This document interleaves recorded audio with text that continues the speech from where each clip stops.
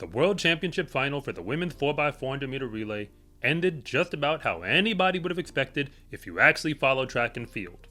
I'm not spoiling it to let you know that Team USA won the gold medal again. They had Stainy McLaughlin-Levrone on anchor. And you could stop there, because for the most part, if you have Stainy on anchor, you're going to win. Because she's now, everybody's pretty much so aware, the fastest woman in the world for the last 40 years in the 400 meter dash. But the conversation doesn't really start there. And I actually don't think it ends there, though I'll go all the way back to the beginning. Coming into the final race, if you look at the lineup, Team USA basically sent out an all-star team. I mean, hey, shout out to Jamaica and shout out to the Netherlands.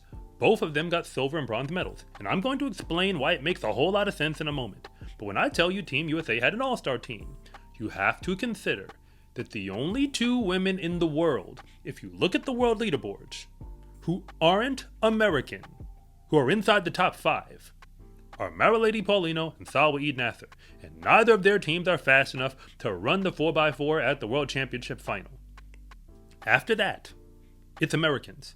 Granted, Gabby Thomas didn't show up to run, but if you look at Stainy McLaughlin-Levrone, and then move over to their leadoff, Isabella Whitaker, and to their third leg, Leah Butler, that's 3 of the fastest women in the world this year. And when I say the fastest, in this race, they are the 3 fastest. They just needed a 4th leg at this point, and they actually took Lena Irby-Jackson. She's still inside the top 20 for the world. And Gabby Thomas, had they used her because she's out due to injury, would have been right up there in that top 5 group of the fastest in the world. So when I say Team USA had all the fastest women, again, the ones that actually could get to the line for the relay, it really wasn't close.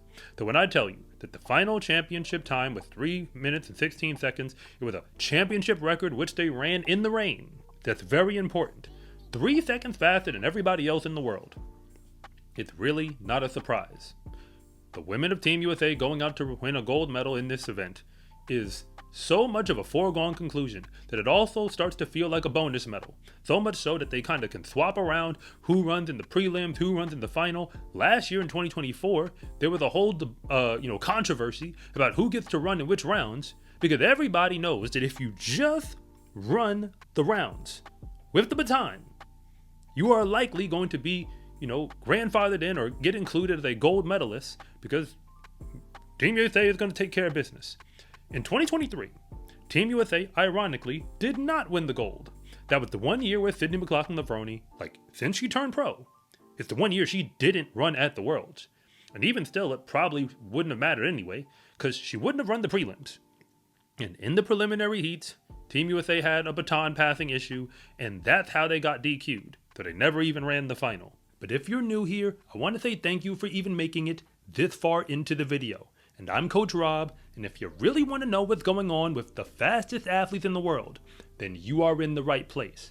And if anything that I say actually connects with you, it is always greatly appreciated if you would please like and subscribe. But if I don't, just let me know in the comment section, because I try to read them all.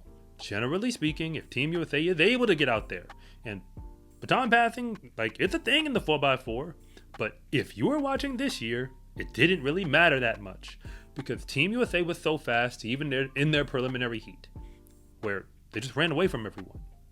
They weren't jockeying for position. After the leadoff leg is done, by the time they're making that second pass, they're so far ahead that Stainy McLaughlin-Levrone said herself, this is what she said after the final, when you get the stick and your teammates have done such a great job, it honestly feels kind of like a victory lap.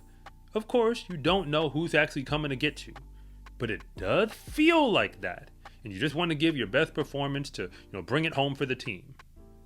The women of Team USA are one of the real dynasties that we have in not just track and field, but in sports when it comes to the 4x4. They are not perfect. There are moments when it's been messed up, but if we just look at the Stainy McLaughlin-Levrone era, as long as she's on the relay, from 2019 till now, they win. And generally speaking, they win big. Of course, we want to hype it up and we want to see, something that feels like a competition. And when we're talking about World Indoors, yeah, Sydney's not there. So Team USA running World Indoors is not the same thing, and Team USA running at the World Relays is not the same thing. But at the World Championship meet, or at the Olympic Games, especially when you can bring Sydney McLaughlin-Levrone in on anchor because you have it like that, this is not a competition. What I'm trying to say is they didn't actually need Sydney to win this race, but they had the luxury of doing it. At that moment, she becomes the closer, because nobody was coming to get her once she had it in the lead. But they gave her such a big lead, we probably could have taken just about anybody who they used in the heats anyway, and put them on that anchor and it would have been fine. The fact that Jamaica got the silver medal makes a whole lot of sense, because when you look at the world leaderboards, whether or not you're paying attention, again, of the women who showed up to run in the relay, that's very important, Jamaica had the fastest group. It's just a fact. Aside from Andrea Knight, who runs the 400 hurdles, they had access to women who are inside the top 20 of the world this year who compete in the Open 400. The Netherlands still had other fast women. They had Femke Bol, who runs the 400 hurdles, but she's still ranked incredibly high in the Open 4. You have Leaky Klaver. The 4x4 is an event where talent is supposed to win out. It only really becomes competitive when the talent is close enough, or when athletes are worn down from the course of a meet, and some of the more talented athletes may not be exactly at their best, and you have others who are fresher and they're able to give their absolute best performance in that moment. Some of that can balance it out. But Team USA isn't really dealing with that problem. Being fresh for the relay isn't an issue. They have more than enough talent and they know what to do with. When you come to the final, assuming that they get there and pass the baton, because this year they did not play games in the preliminary heat, like I said.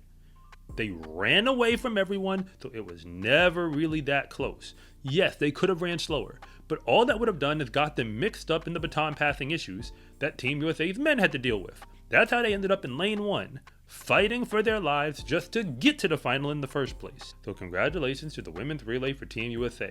They simply went out there and did what they were supposed to. They didn't just win. They won big, and they took out a championship record along the way, because running a relay wearing the red, white, and blue is always an exercise that is a gold, medal, or bust situation. But as long as they've had Sydney McLaughlin-Levrone running on an anchor leg, which fortunately has been the better part of a decade, the gold medal will go to them, and everybody else in the world already knows it. In the sport of track and field, confidence is everything, because when you win, that is just the moment when everybody else finds out what you already knew to be true, that fast is a lifestyle. Get your fast is a lifestyle track and field gear at scarecruiting.com/shop, or use the link in the description below. It's a huge support to me and this channel, so I can continue to make you more content like this. And remember, it is always greatly appreciated if you would please like and subscribe.